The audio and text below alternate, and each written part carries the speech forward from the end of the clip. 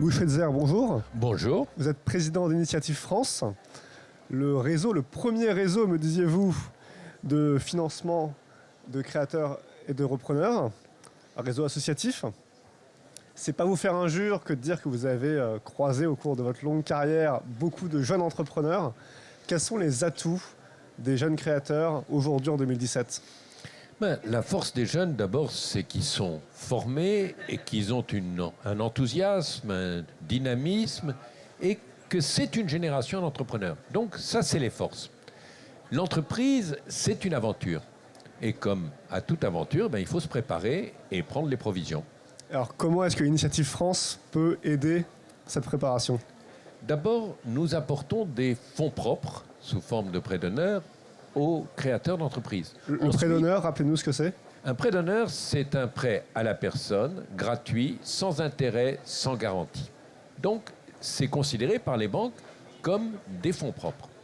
Et ça veut dire que nous aidons les entrepreneurs, bien sûr, d'abord à construire leur projet, s'ils ne l'ont pas déjà fait, et surtout à rassembler, avant de se lancer, un financement bancaire, un financement en fonds propres, ce qui fait qu'ils pourront faire face aux aventures. Et puis après, s'ils le souhaitent, pendant 3 à 5 ans, on les accompagne.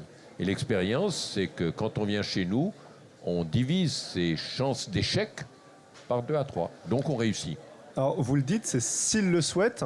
Est-ce que les jeunes sont pour la plupart demandeurs de cet accompagnement ? La réponse, c'est que nous voyons tous les ans 16 000 créateurs d'entreprises que nous soutenons.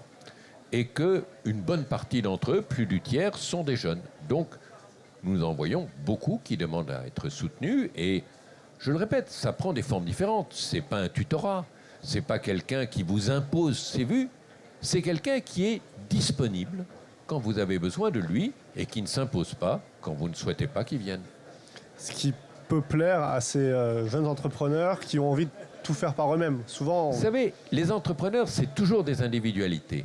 Et il faut s'adapter aux individualités. Parce que ce qui fait la force d'un entrepreneur, c'est justement que c'est une personne hors du commun. Mais il y a par ailleurs une expérience. Et au fond, plutôt que de faire l'expérience par un échec, il vaut mieux faire l'expérience en utilisant ce que les autres peuvent vous apporter. merci beaucoup.